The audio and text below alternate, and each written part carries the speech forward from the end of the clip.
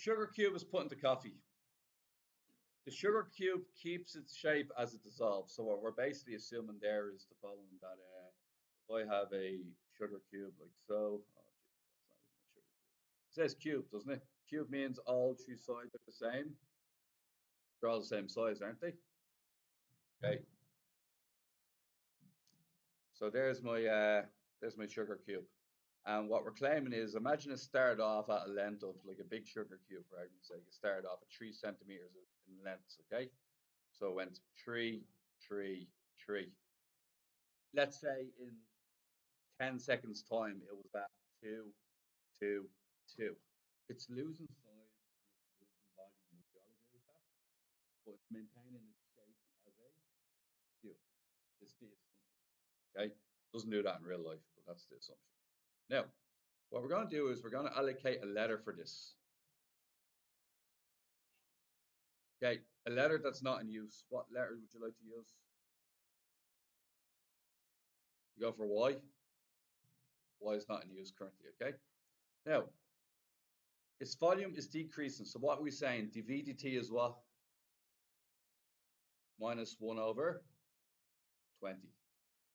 Let x of t be the side length. Oh, sorry. So it wants x to be the side length of the cube at any point. Don't know why it says xt. That's weird. I'm just going to call it x. Find the rate of change of xt. That's basically wants me to find dx to t, doesn't it? Is that right with you guys? Dx to t. When the volume of the cube reaches 1 over 64. What is the volume of a cube? Length by width by, otherwise x cubed. Would you agree with x cubed? So x cubed equals 1 over. What happens when you cube root 1 over 64? Huh? 1 over 4. So we know the x value then, don't we? This piece of information here and the last piece of information yielded that x has to be a quarter. Now, what am I after again? I'm after dx dt, yeah? So what does that leave me? It leaves me the v, oh sorry, the x on top and the t on the bottom. And I put a dv here and a dv there. Now that'll be doing it to what Alban was saying earlier. He wanted me to do something like this way.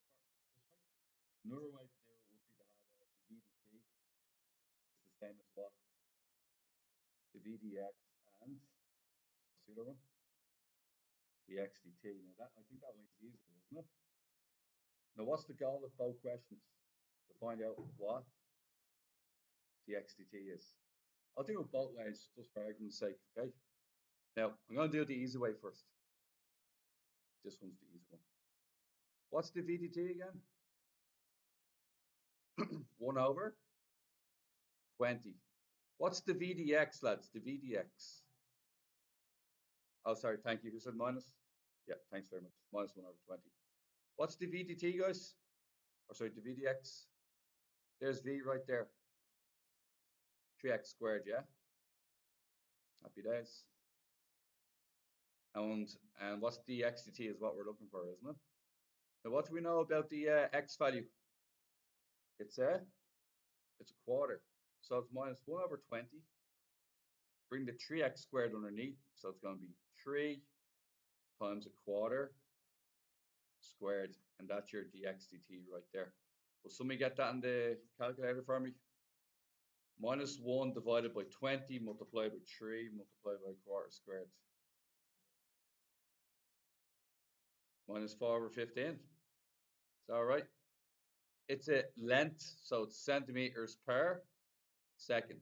It's shrinking at a rate of minus 4 over 15 centimeters per second. Now, if I was to do this the other way, which somebody wants me to do, dx to v, do you see the v dx being worth this much? Yeah? dx to v would just be that upside down. And then all you need to put in is a quarter for dx. And then the VDT was what's it, minus 1 over 20. And you get exactly the same answer. You get your minus 4 over 15. CMS. So both methods